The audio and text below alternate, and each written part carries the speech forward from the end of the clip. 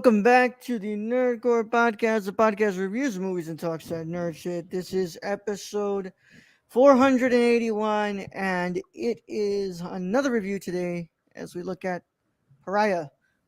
As always, is the nerd you're gonna hear to host the show alongside my wonderful co-host, Young Yoda. What's up, everybody? What's up, Welcome, man?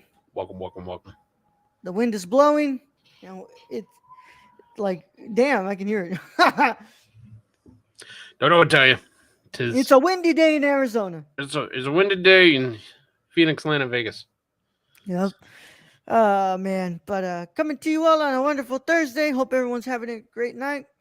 And if you're listening to this on the audio replay, hope you're doing well and all is well where you are.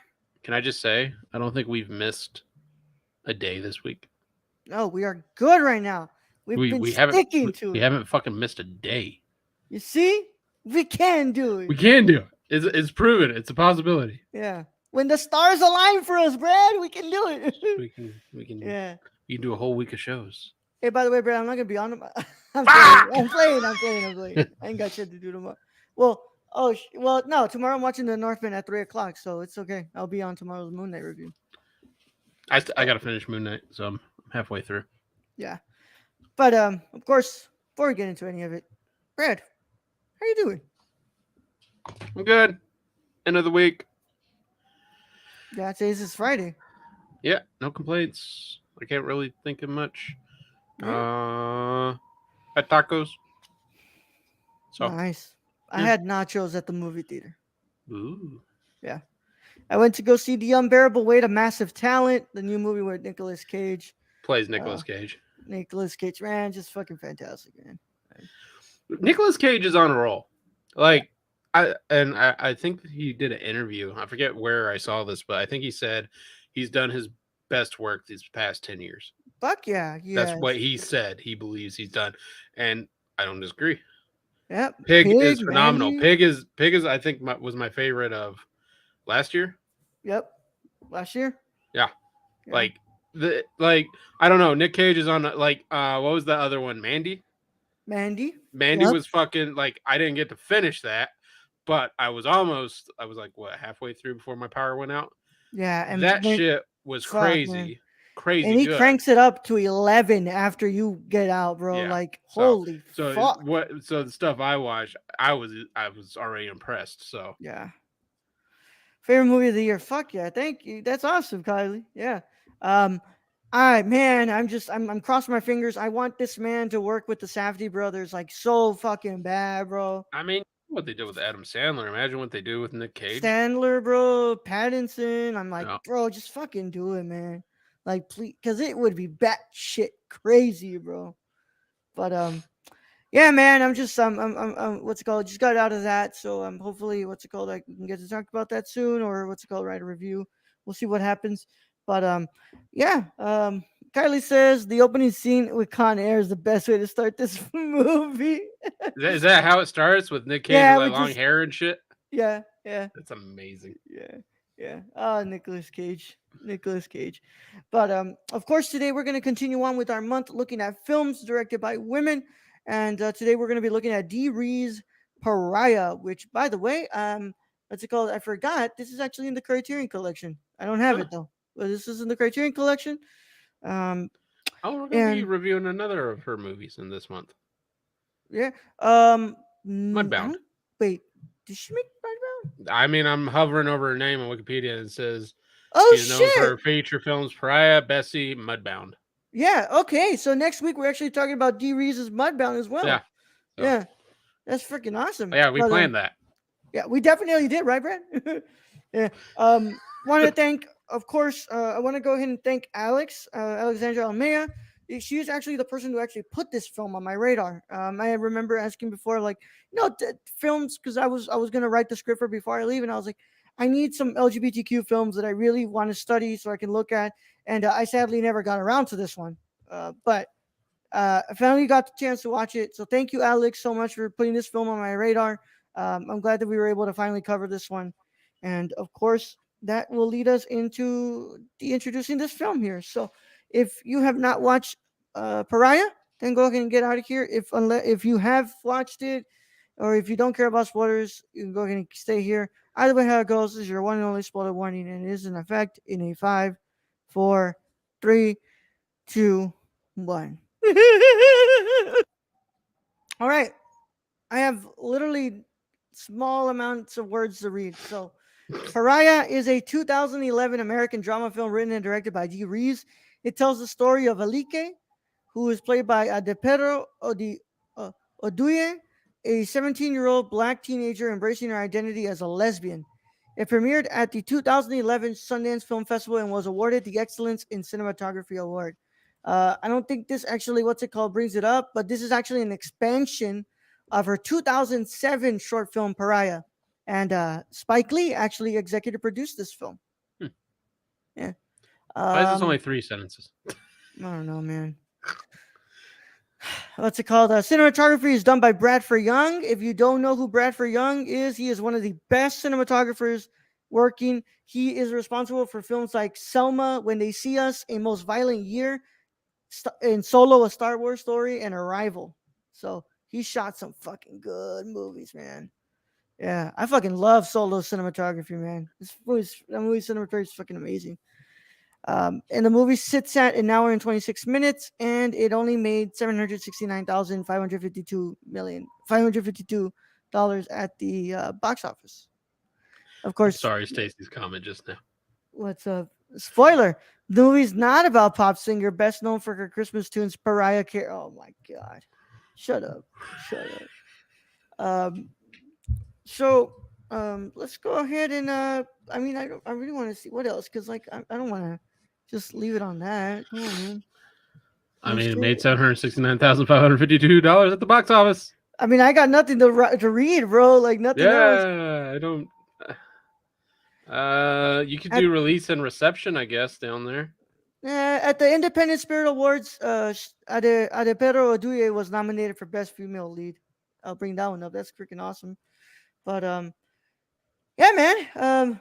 Write more sentences for these guys. Come on, it's better. It's better to be better than that. Yeah. It's in the fucking what's it called the Criterion Collection, as I've said, and yeah. We'll open this up here. I guess I'll go first because this is my pick. So I like Pariah. I don't think it's great. I don't think it's amazing, but I think that it is a very impressive debut, first feature from a director that has fucking amazing cinematography. Like, what's it called? Dee Rees went up to Bradford Young and said, "Hey, yo, this is the look I'm trying to get," and Bradford Young came back with results, like some great results. I found the film to be interesting. Just that I feel like it plays on beats that are like very reminiscent of other films, and I'm like, oh, like shit. The last part of it kind of reminds me of Real Women Have Curves in a way. Where she kind of just goes on, does her own thing, and the mom doesn't squash things. Yeah. But that's not a bad thing. It's just what's it called? It's a good movie. I thought it was good, and I thought it does drag a little bit here and there, with its what's it called runtime. But overall, I think this film was good. Brad, what are your initial thoughts? Sorry, my nose hairs are what's it called? Tickling my nose. I'm getting all itchy. Sorry, my dogs are. The joys of being a live to tape podcast, huh? I don't know what it is with them, but they just love this room.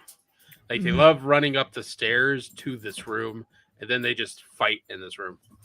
They want to play with Dad. Dad's busy. Dad's busy talking into this microphone. Yeah, can't you see I'm working? Damn it. See, I'm working here. But yeah. The one thing that this, I really, really want to go into this and just be like, I just love this movie. I can't say I love this movie.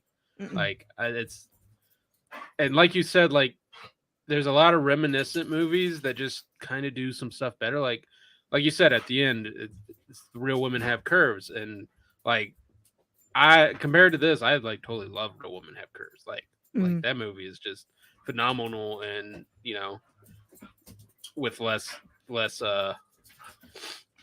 We gotta stop it. I can't think here.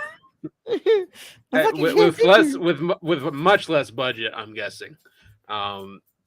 This movie was just slow to me. Like for the runtime's only an hour and 26 minutes, and just was really slow to me, and I couldn't get past that. And I don't know if it just couldn't keep my attention or what. There's some very pivotal scenes in this, like you have where she finally comes out to her mom and her dad. Like that was a pivotal scene. I mean, her friendship, or the one where her friend basically says, "Well, I'm not really gay. There were pivotal scenes throughout this. It's just between that, which was just really slow to me. And I felt like some of those scenes didn't really have the time to breathe. And I think that we kind of like we get there and then we have to go pick up and go to the next. And I'm like, there was a lot that I feel like there could have been some room for there to breathe there, and like let us feel the severity of the situation more. And I just feel like it like cuts to a club scene, like they're at the club, and there's beautiful cinematography through this, but those club scenes can be really dark. Like I can't see anything. I don't know if that's just my eyes or what. Yeah, what the fuck? Did you watch this in broad daylight? No, well maybe.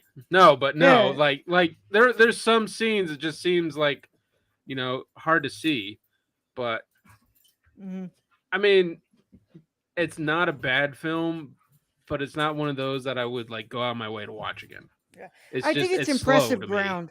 I think it's impressive ground to start your career. Yeah, it's definitely a debut though. Yeah, I thought Kim Wayans was really good as her mom. I thought the mom was good, and I thought the lead actress was good. Yeah, I thought her friend that played in their acting was stiff. Yeah, the father really didn't get all that too many scenes, and any scene he was just kind of angry. Although I did love the one scene where the mom is basically having a meltdown on the daughter, and the dad is the only one like holding her back. Basically, he's just like he is the one like kind of understanding, which is really weird because he was everybody would think like cop in New York City. You'd think he'd be the one to kick her out, but no, it was the mom. Yeah. I thought Kim Wayans did a really good job. Aduya, what's it called? Adepero Aduya does a great job as Alika as well. What's it called? Asha Davis as Bina was stiff around the edges too. There was like and I get it, man. It's a debut. I'm pretty sure this is one of the first roles that these actors are doing too. The daughter too, the sister was like the sister was barely there in the film. Yeah. I mean, there was the whole strap-on scene, which was kind of weird, where the sister just walked in and she's like, "Get that away from me!" Like, yeah. But I mean, there's also like humors, like, bro. I shit you not, bro. When I told you, I was like, when the dad goes, give me a beer from the fridge. I mean, and all I'm thinking is like, I get that. Yeah, it's like, what's it called? It's Sunday morning. It's like, it goes good with the spaghetti. I'm like, I shit you not. It's fucking 10 o'clock and I'm eating spaghetti. Yeah. Goes with it. Like, and to me, like, that was like, I understand. I understand. It's been that a long day at work. Because this man works nights or whatever he does. Apparently, he's having an affair too. Oh yeah, which I feel like they could have. They never go any deeper in that, other than she thinks he's having an affair.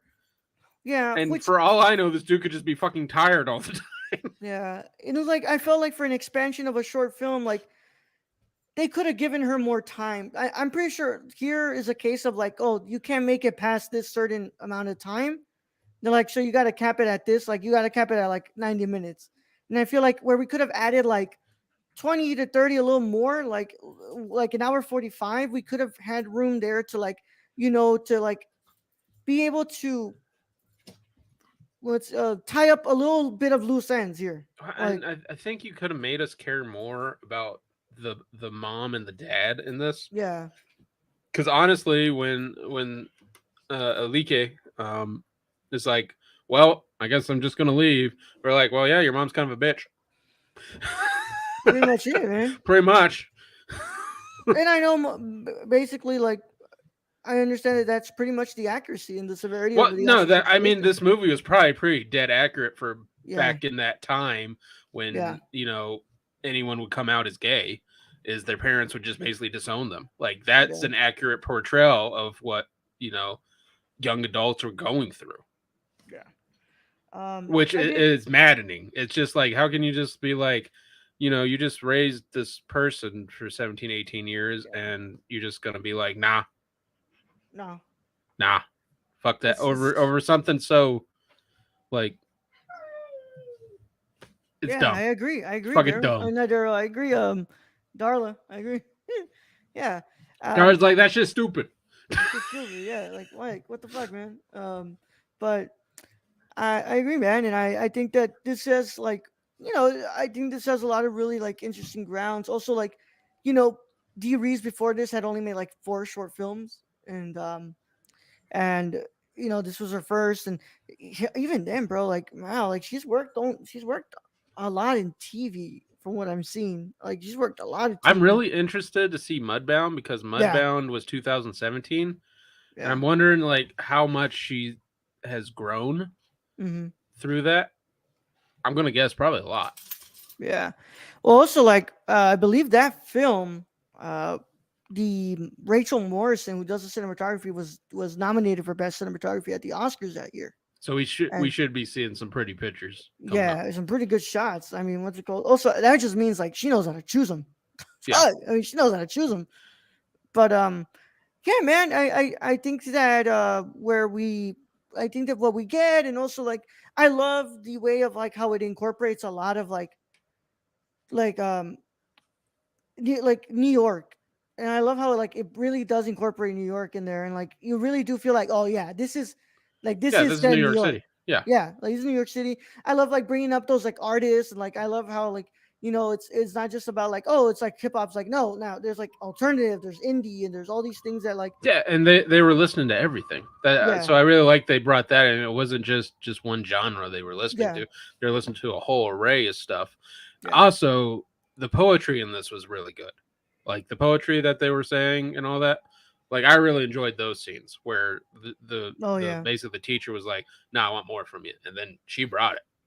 Like, yeah, and it's freaking awesome, man, and I like I love, and that's another thing, and it kind of sucks because we're bringing up things we like, and then we kind of have to, what's it called, chase it with things that we have to say like we're criticizing, but like my biggest criticism on this, I just felt it was really slow. I just yeah, thought the pacing killed it for me because either my ADD or ADHD can't handle that sometimes. no, I felt it was slow too. I felt that Yeah, it drags, but I was like, you know, I love the fact that we got the English teacher in there, but like sometimes it felt like, oh, she was just there to be like, hey, do better, they and it's do better. like When you oh, it's like, can we like can we have more elaborate? Can she be a bigger influence on this than influence? just Yeah, like your shit sucks? You should like dig yeah, deeper. yeah. And then we cut to a club scene. It's just like, what the fuck? Yeah. Though I'll say though, what's it called? Man, what's it called? Those close ups when she was in the what's it called, in the club, and like just like the blue light like bouncing off her face. God damn. But also like, damn, the what's it called? The gay bar club scenes are fucking crazy, man. Like, Yeah, holy shit, like man. like everyone over everyone is like, well, okay, Woo. Yeah. Um Nick Cage. be like Nick But Cage. God, what's it called? I like this film though, and I think that it is what's it called? It's a great ground to start with, and I'm gonna go ahead and give Pariah a 7.5 out of 10. I think that it's a good film. I think it does well. I think that it has ground to work off, and the performances are good as well. And yeah, Brad, what are you gonna go ahead and give Pariah? I'm gonna give Pariah a 6 out of 10. All right. Yeah.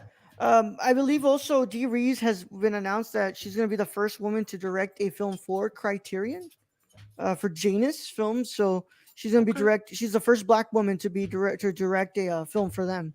So that's freaking awesome. That's awesome. And that's great. That's great. I want to see her HBO film. What's her name? It's Bessie. Yeah, Bessie, on the what's it called, the Empress of the Blues. on Bessie. I want to on Bessie Smith. I want to see that movie, but what's it called? I was like, oh, I wanted to put my Patreon mini pick in there really bad, so I wanted to talk about Portrait of a Lady on Fire because we've also watched an early film of Celine Sciamma and Water Lilies. So I want to get the chance to talk about a later film by Celine Sciamma and see how she has improved since then. But yeah, I hope you all enjoyed this review, and of course, if excuse me, if you want to go ahead and keep up to date, excuse me again, sorry, had to burp. If you want to go ahead and keep up to date with all the things that we do here on the Nerdcore Podcast Network, you can go follow us on Twitter and Instagram at the Nerdcore.